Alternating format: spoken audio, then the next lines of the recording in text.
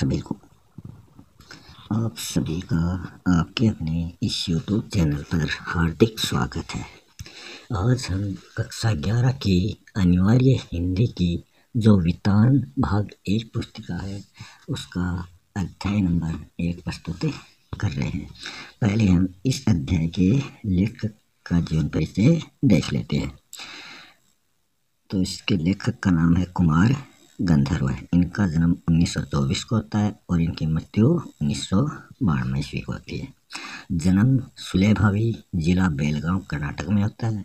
इनका मूल नाम शिवपुत्र सेठीदार मैया कामकली है। मात्र 10 वर्ष की अवस्था में गायकी की पहली मंचीय प्रस्तुति इन्होंने दी थी। उनके संगीत की मुख्य विशेषता मालवा लोक धुनों और हिंदुस्तानी शास्त्रीय संगीत का सुंदर सामंजस्य है, जिसका अद्भुत नमूना कबीर के पदों का उनके द्वारा गायन है। लोक में रचे बसे लुप्त प्राय पदों का संग्रह कर और उन्हें स्वरों में बांधकर कुमार गंधर्व ने इन्हें अंतर्राष्ट्रीय पहचान दी है।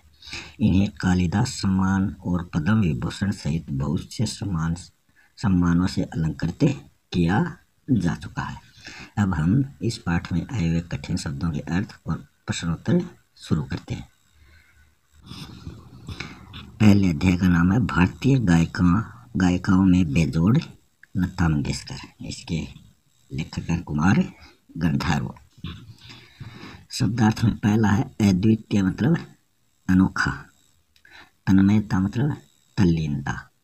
तल्लीनता में तल्लीन जो मूल शब्द है इसका संधि विग्रह करेंगे तो ये व्यंजन संधि हो जाएगी। इसमें हो जाएगा तत् प्लस लीन, तो ये तय का इसमें लय के अनुसार लय बन जाता है। तो ये तत् धन लीन तल्लीन हो जाएगा। चित्रपट चलचित्र, अभिरुचि होता है पसंद, उत्तान होता है चित्त, दिग्दर्शन होता है दिशाओं का ज्ञान करने वाला या कराने वाला,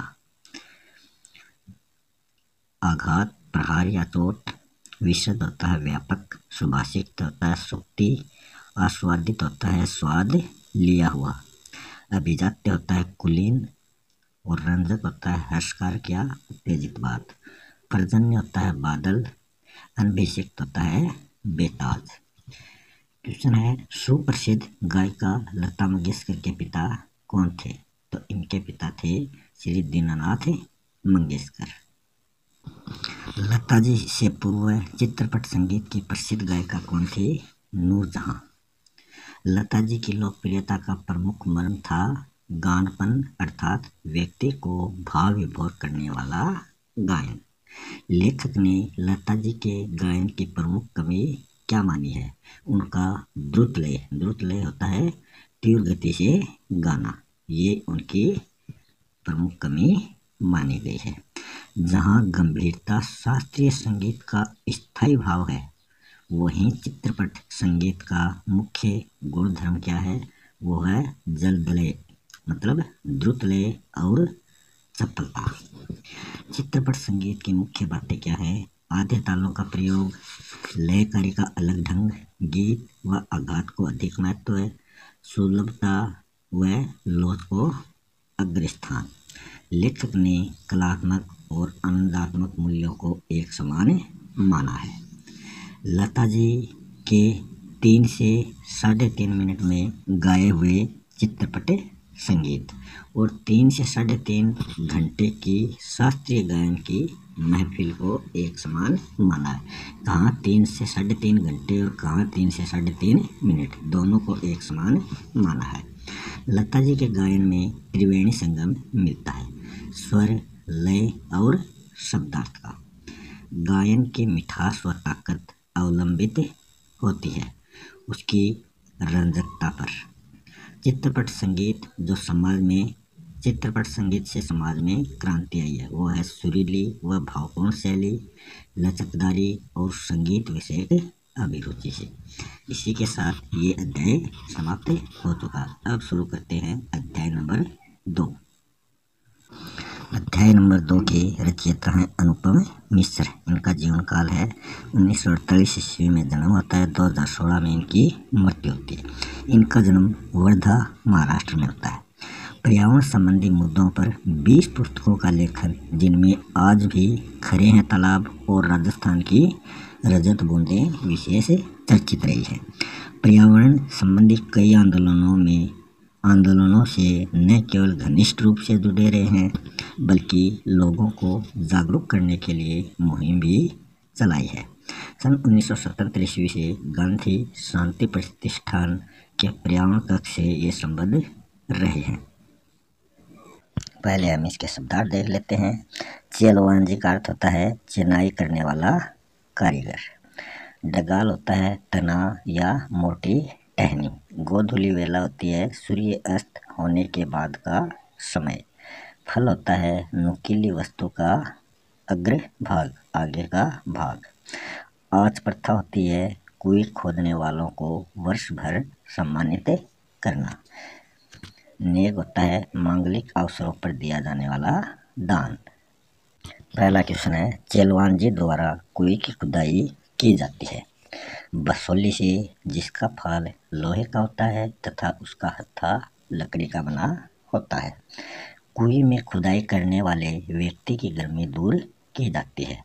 बाहर से एक मुट्ठी रेत जोर से उसके ऊपर फेंककर, ताकि उसका तापमान कम हो जाए। कुएं काम में आती है वर्षा के मीठे जल को संग्रहित करने के लिए। मरुभूमि में दरारें नहीं पड़ने का प्रमुख कारण माना जाता है मिट्टी के कण समान रूप से बिखरे होना। दोमट व काली मिट्टी की मुख्य विशेषता होती है वर्षा के जल से कण दूर दूर हो जाते हैं, परंतु धूप के कारण आपस में चिपकने लगते हैं और धरती में दरारें पड़ने लगती हैं। ये होता है गुजरात, मध्य प्रदेश, महाराष्ट्र और बिहार में। शास्त्रों ने मरुभूमि पर उपलब्ध पानी को कितने आधारों पर बांटा है? तो इनके 3 रूप माने हैं, पालर पानी, पाताल पानी और रेजानी पानी। वर्षा का पानी जिसे नदी या तालाब में रोका जाता है वो क्या कहलाता है? वो कहलाता है पालर पानी। भूजल व कुओं से प्राप्त होने वाला पानी कहलाता है पाताल पानी। और धरती के धरातल से नीचे उतरा पानी जो खड़िया पट्टी तक जाकर रुक जाता है वो कहलाता है रेजानी पानी। खड़िया पट्टी वो होती है जब हम कुएं की खुदाई करते हैं तो नीचे कंकड़ पत्थरों की एक कठोर दीवार आ जाती है, उसको हम खड़िया पट्टी बोलते हैं। धरातल में समय वर्षा को नापता है तो वो नापता है रेजा। जैसे 5 अंगुल रेजा, तो ये वर्षा को मापने की एक इकाई है। कुएं का व्यास व गहराई कितनी होती है? कुएं का व्यास होता है 4 से 5 हाथ और गहराई होती है 30 से 60 या 65 हाथ तक। लकड़ी के पट्टों को खींप व चंग की रस्सी से बांधना क्या कहलाता है? तो वो कहलाता है सांपनी। गहरी कुएं से पानी खींचने के लिए ऊपर घिरनी या चक्री लगाई जाती है, जिसको कहा जाता है गरेड़ी, चरखी, फरेड़ी। गुलेल के जैसे मजबूत तने को काटकर उसके कोनों पर आर पार छेद कर उसमें फरेड़ी फंसाने की क्रिया कहलाती है, वो कहलाती है उड़ाक।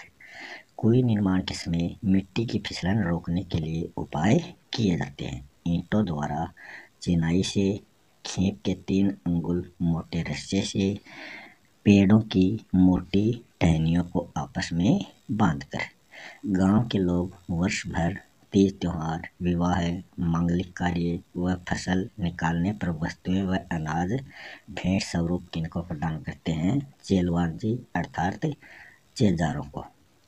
पालीवाल ब्राह्मणों व मेघवालों के हाथों से बनी प्राचीन कुइयां कहाँ देखने को मिलती हैं? ये मिलती हैं राजस्थान के जैसलमेर जिले में। कुएं का मुंह छोटा रखने का प्रमुख कारण माना जाता है रेत में जमा पानी की बूंदें धीरे धीरे रिसती रहें। गर्मी के कारण पानी भाप बनकर उड़े नहीं, आसानी से ढक्कन लगाया जा सके। ये कुएं के मुंह को छोटा रखने के कारण माने जाते हैं। जैसलमेर का एक गांव जिसमें 120 कुइयां निर्मित हैं वो है खरेड़ों की ढाणी। इस क्षेत्र को लोग 6 BC मतलब 6 गुणा 20 के नाम से जानते हैं। 6 गुणा 20 मतलब 120 कुइयां। धाधड़ो, धड़धड़ो, बिट्टूरो, बलियो, सारोली और खड़ी ये किसके नाम माने जाते हैं? तो ये नाम माने जाते हैं क्षेत्र विशेष में पाए जाने वाली खड़िया पट्टी के। खारे पानी के बीच मीठा पानी देने का काम कौन करते हैं? वो करते हैं कुइयां। इसी के साथ ये अध्याय भी समाप्त हो चुका है। अगर आपने अभी तक इस चैनल को सब्सक्राइब नहीं किया है तो प्लीज़ इस चैनल को सब्सक्राइब जरूर कर लें। इस चैनल पर आपको कक्षा 9 से 12 तक के पद्य से संबंधित जितने भी अध्याय हैं वो आपको इस चैनल पर उपलब्ध हो जाएंगे। अब शुरू करते हैं अध्याय नंबर 3। अध्याय नंबर 3 के रचयिता हैं बेबी हालदार। बेबी हालदार का जन्म सन 1974 के आसपास माना जाता है। जम्मू कश्मीर के किसी स्थान पर जन्म होता है जहां सेना की नौकरी में पिता तैनात थे। 13 वर्ष की अवस्था में दुगनी उम्र के व्यक्ति से इनका विवाह होने के कारण 7वीं कक्षा की पढ़ाई इनको छोड़नी पड़ी थी। 12-13 वर्षों बाद पति की ज्यादतियों से परेशान होकर 3 बच्चों सहित पति का घर छोड़कर दुर्गापुर से फरीदाबाद आ गई थी। कुछ समय बाद गुड़गांव चली गई। बांग्ला में लिखी एवं हिंदी में अनुदित आलो अंधारी एकमात्र इनकी पुस्तक मानी जाती है। वर्तमान में गुड़गांव में घरेलू नौकरानी के रूप में ये कार्यरत है।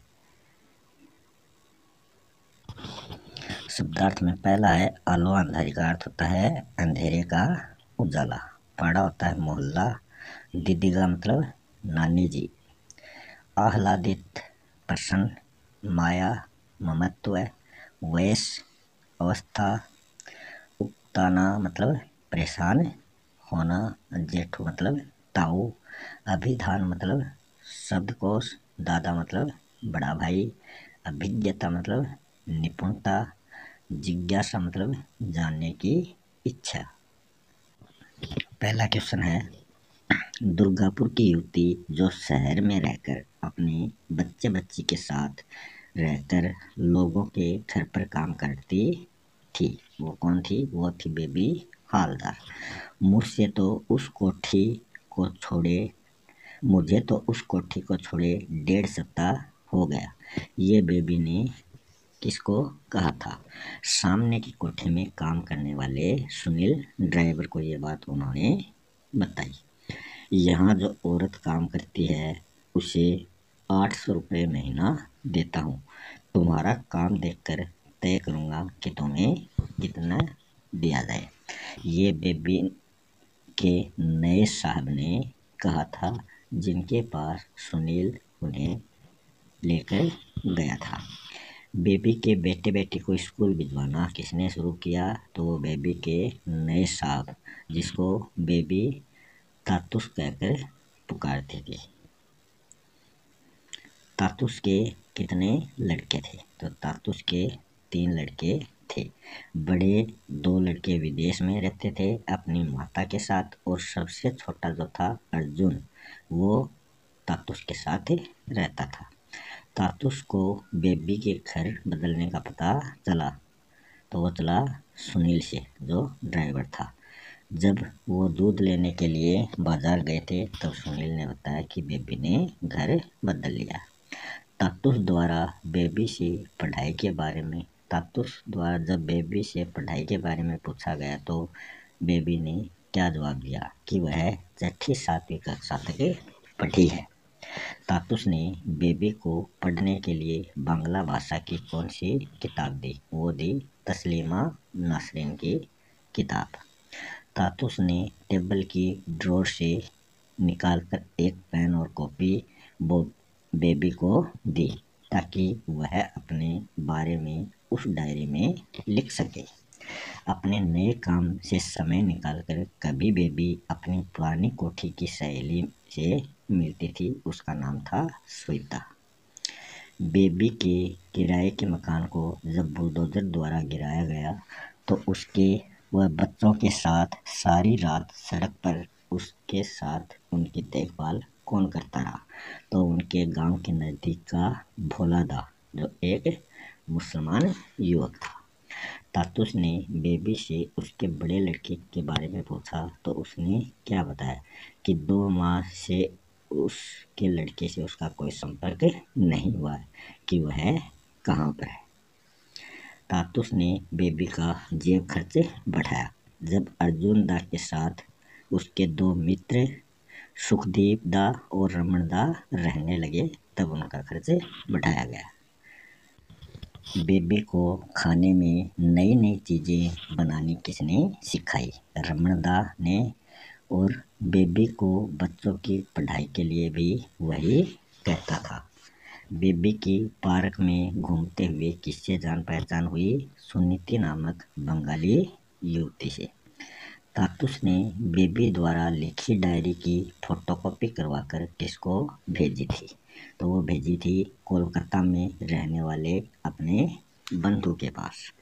तातुस, रमन दा व बेबी सभी क्यों हंसने लगे?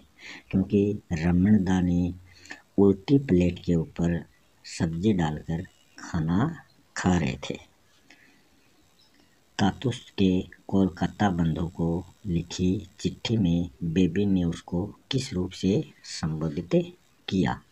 तो जेठू शब्द के रूप में उनको संबोधित किया।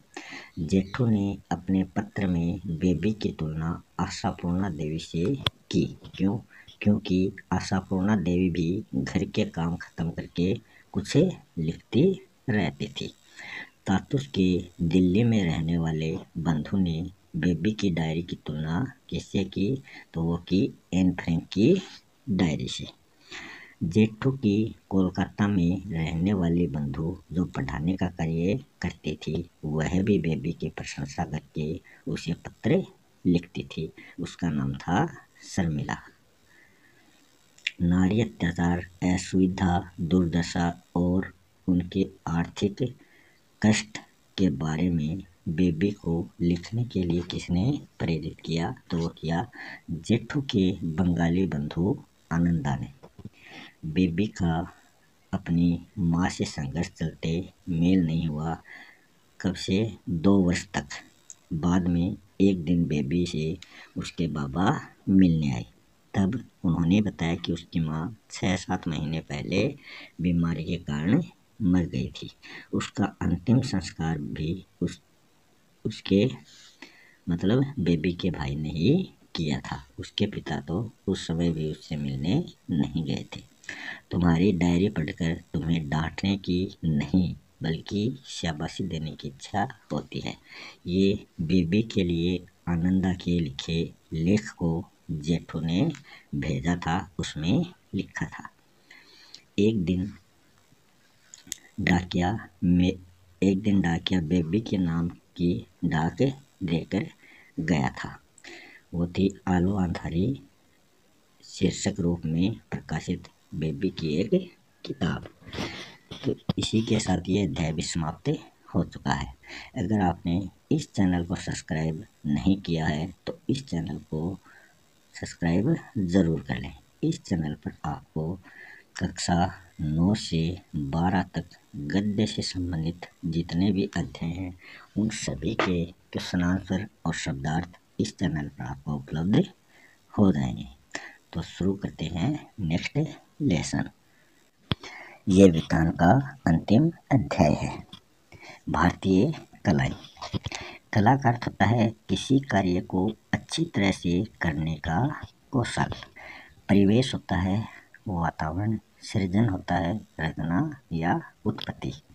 ब्रह्म मुहूर्त होता है किसी कार्य को शुरू करने का उचित समय। ब्रह्म मुहूर्त शब्द शुद्धि में भी यह शब्द आता है। मुरीद होता है अनुयायी। भंगिमा होता है कलापूर्ण शारीरिक क्रियाएं। पहला क्वेश्चन है शास्त्रीय लोक कलाओं के बीच कभी न समाप्त होने वाली ताकत किसे बताया है? तो वो बताया है संवाद को। भाषा ग्रहण करने से पूर्व मनुष्य की अभिव्यक्ति का साधन था, तो वो था चित्रकला। भीमबेटका गुफाएं शैल चित्रों के लिए प्रसिद्ध हैं, जो कहाँ स्थित है? वो स्थित है मध्य प्रदेश में। चौथी से छठी शताब्दी के बीच कलाओं का स्वर्ण युग कहलाता है, तो वो कहलाता है गुप्त काल के समय को। 7वीं 8वीं सदी में निर्मित एलोरा गुफाओं की प्रमुख विशेषता क्या है? तो इसके बीच निर्मित विशाल कैलाश मंदिर। दक्षिण भारत की कला कौशल के प्रमुख उदाहरण कौन से हैं? वो है महाबलीपुरम की विशाल मूर्तिकला और तंजौर की चित्रकला। कलमकारी छत्तीसगढ़, फुलकारी पंजाब, वर्ली महाराष्ट्र आदि स्थायी लघुचित्र शैलियों में प्राकृतिक सामग्री का प्रयोग किया गया है। वो किया गया है कपड़े, कागज और लकड़ी पर निर्मित। राजस्थान के चित्तौड़गढ़ के कलाकारों द्वारा लकड़ी के मंदिरों पर चित्रकारी करने की कला को क्या कहा जाता है? तो कहा जाता है किवाड़ पेंटिंग्स। ये क्वेश्चन आपके सामान्य ज्ञान से संबंधित भी आपकी बहुत मदद करेंगे। कवि जयदेव की गीत गोविंद को उकेरा गया है उड़ीसा की पटचित्र कथा में, जो कागज व पत्तों पर निर्मित है। मिथिला की चित्रकारी में क्या प्रसिद्ध है? वो है मधुबनी। कोहबर, एपण, अल्पना, रंगोली ये क्या है? तो ये अस्थायी लघु चित्र शैलियाँ हैं जो मांगलिक अवसरों पर निर्मित की जाती हैं। प्रमुख चित्र शैलियाँ हैं मंडवा राजस्थान से संबंधित, एपण उत्तराखंड से संबंधित, सतिया गुजरात की प्रसिद्ध चित्र शैली है, रंगोली महाराष्ट्र की, अरिपम बिहार की, चौकपूर्णा मध्य प्रदेश व उत्तर प्रदेश की, कोलम दक्षिणी भारत की। साहित्य संगीत कला से विहीन मनुष्य बिना पूंछ के पशु के समान है, ये कहा गया है नीति शतक, जो भर्तृहरि के द्वारा रचित है, उसमें ये बात कही गई है। मार्गी व देशी संगीत में क्या अंतर है? तो मार्गी संगीत धार्मिक समारोह से संबंधित है तथा नियम अनुशासन में बंधा होता है, जबकि जो देशी संगीत है वो लोक से जुड़ा हुआ है और समूह में गाया जाता है। भैरव व मेघराग, दीपक व श्रीराग, कौशिक व हिंडोला राग ये क्रमशः गाए जाते हैं। तो ये क्रमशः भैरव व मेघराग जो है वो सुबह, दीपक व श्रीराग दोपहर को, कौशिक व हिंडोला रात को गाए जाने वाले राग है। भारतीय कला की प्रमुख विशेषता क्या मानी जाती है? तो वो मानी जाती है सहजता और प्रकृति से जुड़ाव। नृत्य व नृत्य में भेद है, तो नृत्य जो है वो शब्द भंगिमा है और जो नृत्य है वो भाव भंगिमा है। इसमें रे उच्चारित हो रहा है, इसमें रे की ध्वनि आ रही है। राजस्थान, पंजाब, गुजरात व महाराष्ट्र के प्रमुख लोक नृत्य कौन से हैं? तो राजस्थान का प्रमुख लोक नृत्य घूमर, पंजाब का गिद्दा, गुजरात का गरबा और महाराष्ट्र का लावणी है। मैसूर व केरल के लोगों का प्रमुख लोक नृत्य कौन सा है? तो वो है बालाकल, जो डोडवा कबीला द्वारा गाया जाता है, वह कुरुवांजी ये लोक नृत्य हैं। ये बालाकल जो है ये डोडवा कबीला द्वारा किया जाने वाला नृत्य है, न कि गायन। बंगाल, उड़ीसा व झारखंड के प्रमुख लोक नृत्य हैं, वो हैं छाऊ। राज्यों से संबंधित लोक नृत्य, तो पहले अरुणाचल प्रदेश का निशी लोक नृत्य, असम का बिहू, आंध्र प्रदेश का कोल्हम, हिमाचल प्रदेश का नागमैन व किन्नौरी, गुजरात का राष्ट्रीय, छत्तीसगढ़ व झारखंड का पंथी और राउत। फिर प्रमुख शास्त्रीय लोक नृत्य, तो इसमें कथकली व मोहिनीअट्टम ये केरल से संबंधित है, केरल के शास्त्रीय लोक नृत्य। कथक जो है वो उत्तर प्रदेश का, कुचिपुड़ी आंध्र प्रदेश का, भरतनाट्यम कर्नाटक व तमिलनाडु का, सत्रिय असम का ओडिसी उड़ीसा का। इसी के साथ ही ये वृत्तांत जो भाग 1 पुस्तिका है उसके सभी अध्याय समाप्त हो चुके हैं। मिलते हैं नेक्स्ट वीडियो में एक नए टॉपिक के साथ। तब तक के लिए धन्यवाद।